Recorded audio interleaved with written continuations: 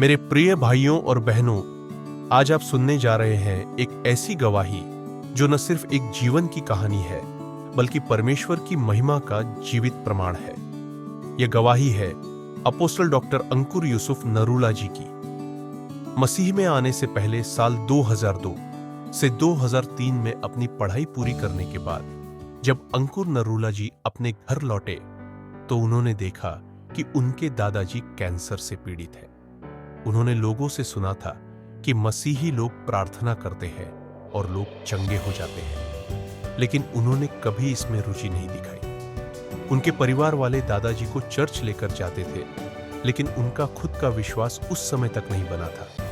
कुछ समय बाद उनके माता पिता भी चर्च जाना शुरू कर दिए, लेकिन अंकुर जी ने इसका विरोध किया। उन्होंने कहा, क्रिश्चियन मत बनो, ये कुछ नहीं है। वो मंदिरों में जाते थे, धर्म में गहराई से जुड़े थे, परंतु उन्हें नहीं मालूम था कि यीशु धर्म नहीं बदलते, जीवन बदलते हैं। जीवन में अंधकार की घड़ी 2004 में एक कुत्ते के काटने से उनका मानसिक संतुलन बिगड़ गया। बार बार अटैक आने लगे। इलाज करवाया, डॉक्टरों से लेकर हर जगह प्रयास किया, पर कोई लाभ नहीं हुआ। वो गहरे अवसाद में चले गए। आत्महत्या का विचार हर दिन उनके मन में आता। वे सोचते, अब बस मैं इस जीवन से थक चुका हूं। आशा की किरण उसी समय उनके घर में एक मसीही दंपति आए। उन्होंने कहा, चिंता मत करो, हम तुम्हारे लिए प्रार्थना करेंगे। अंकुर जी सोचने लगे, मैंने हर रास्ता देख लिया, इसे भी आजमा कर देख लेता हूं। रात 8 बजे वे पहली बार चर्च गए, नशे की हालत में। प्रार्थना के दौरान उन्होंने एक अद्भुत अनुभव किया, जैसे उनके शरीर में करंट दौड़ गया हो। उन्हें एक नीले रंग की नई नियम की किताब दी गई और कहा गया, रोज 20 मिनट प्रार्थना करना। उन्होंने मन ही मन सोचा, 20 मिनट, ये तो बहुत ज्यादा है, पर उन्होंने शुरुआत की। परिवर्तन की प्रक्रिया उन दिनों वे जुए और नशे के आदी थे। एक बार पूल क्लब में उनका झगड़ा हो गया, जिस वजह से इस सब से उनका मन टूट गया। फिर चर्च से एक कॉल आया, क्या आप रोज शाम को चर्च आ सकते हैं?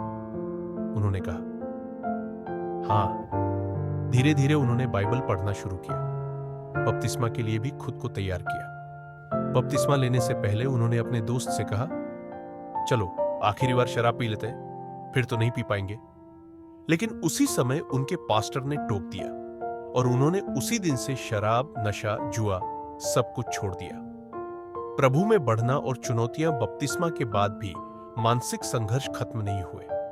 अटैक अब और बढ़ने लगे, पर वे जानते थे कि सत्य में चलना है, पीछे नहीं मुड़ना। बाइबल उनके लिए दवा बन गई। जब भी अटैक आते, वे बाइबल पढ़ते, 4 से 5 घंटे या उससे अधिक पढ़ते, तब जाकर चैन मिलता और सो पाते। हर दिन परमेश्वर से संगति बढ़ती गई। 2005 में उन्हें दुष्ट आत्मा से पूर्ण छुटकारा मिला। वह भी तब जब उन्होंने लगातार 5 से 6 बार 40-40 दिन के उपवास रखे।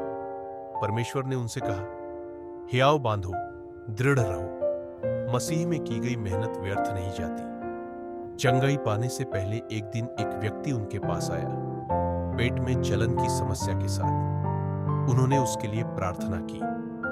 अगले दिन वह व्यक्ति मछली खाकर गवाही देता है, मैं ठीक हो गया। अंकुर जी हैरान रह गए। मिलती जुलती बीमारी उन्हें भी थी। गुस्से में आकर उन्होंने सारी दवाइयां फेंक दी और परमेश्वर से कहा, अब मैं दवाई नहीं लूंगा। और उसी दिन उन्हें भी चंगाई मिल गई।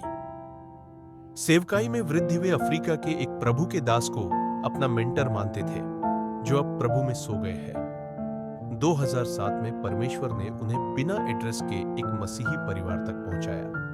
वहीं से खाम्बरा कलीसिया की शुरुआत हुई और फिर प्रभु ने उन्हें बहुतायत से उपयोग करना शुरू किया।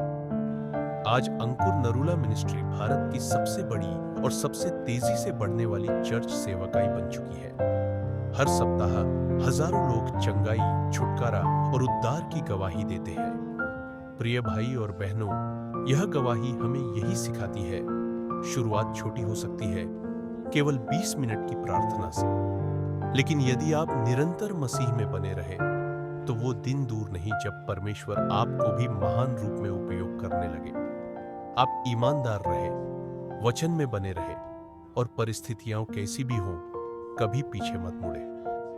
प्रभु आपको आशीष दे। आमीन।